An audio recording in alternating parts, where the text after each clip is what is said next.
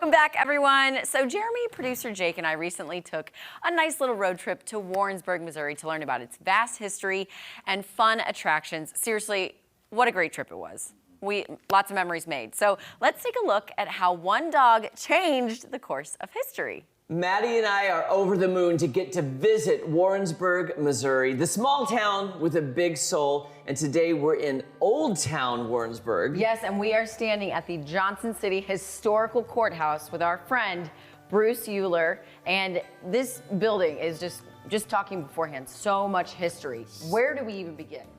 Well, we can begin at 1838 when they started construction. So the courthouse is 185 years old this year. But the history is it's the last remaining example of a federal style courthouse in the state of Missouri. And this was the most common style courthouse we had in the state. So how long was this courthouse actually in use before they probably moved it to a different location? About 40 years, 35 to 40 years. And the reason it moved was the train came into Warrensburg in 1864 on July 4th. And everybody knew for about 5 years before the Civil War started, the town was going to get the train. And that came down our depot, which is about a mile east of here. Okay. So the town started to move down that way.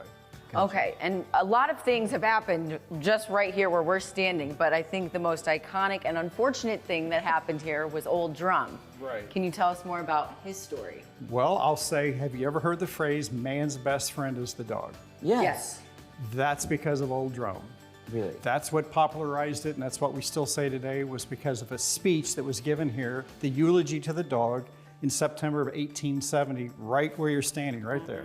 Wow. So how did it come about? What happened? What led to that eulogy? Well, Old Drum was a hunting dog and lived on a farm with his master, Burden, and Burden had a brother-in-law next to him, and that brother-in-law was having a lot of sheep killed. About 100 sheep got killed on the farm, and it was pack of dogs or pack of wolves, so they said the next dog that comes out on my farm, we're gonna kill. His nephew heard that and says, I'll kill the dog. He was supposed to put corn into the shotgun shell, but later on we think it was lead because they dug it out of the body later on. But anyway, Old Drum got shot about 8 o'clock at night, and the owner, Burden, heard the dog get shot and yelp and then howl until it faded away. Oh. And then it faded away down by a creek. He was not recovered. His body was not recovered for another 4 months, you were saying? Exactly. They know that they put the Old Drum on the back of a horse or a mule because they found sorrel hair, which is like a reddish brown, like a horse color hair, on the body of Old Drum that they had taken down to the creek and the way he was laid there. Well, so then fast forward to how the trials happened and how man's best friend came to be. Great question. So the fourth trial, after a couple of appeals, the fourth trial ended up right in this courthouse.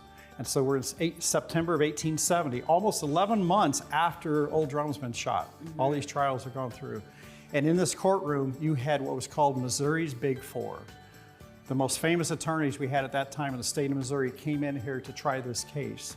And in this, you had Cockrell and Crittenden, and you had Phillips and Vest. And because it's after the Civil War, a Confederate attorney could not practice law without a Union attorney. So Cockrell was a brigadier general in the Confederate Army, lived about 4 blocks away. He was one of the attorneys.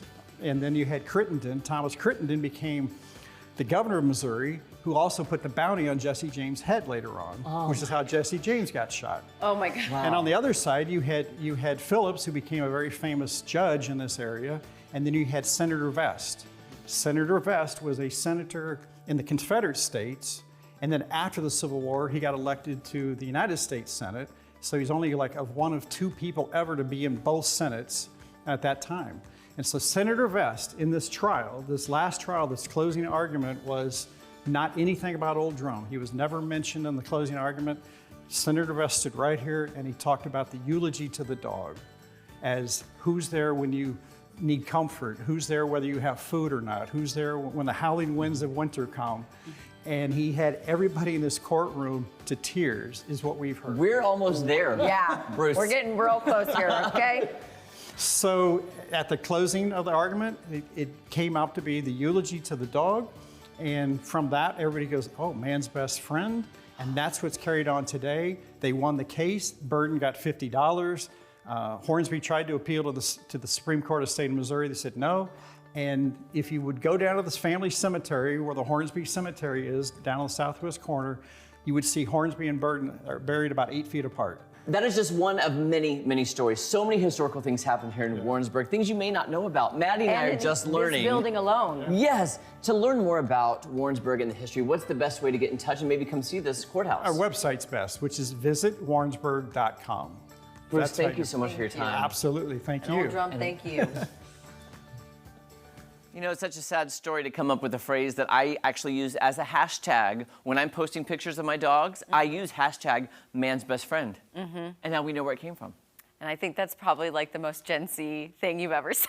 When I use a hashtag, you did not pull out the old man card. Thank you. You're Thank back to you. young again, Jeremy. I'm back to being my Gen Z self. Hey. What? Deal with it. What? Oh, yeah, but what a unfortunate story, but very cool story to know where that phrase comes from, because I learned it from my grandparents. Yeah. They learned it from their parents, you know. It's So like that's what they are. man's best friend.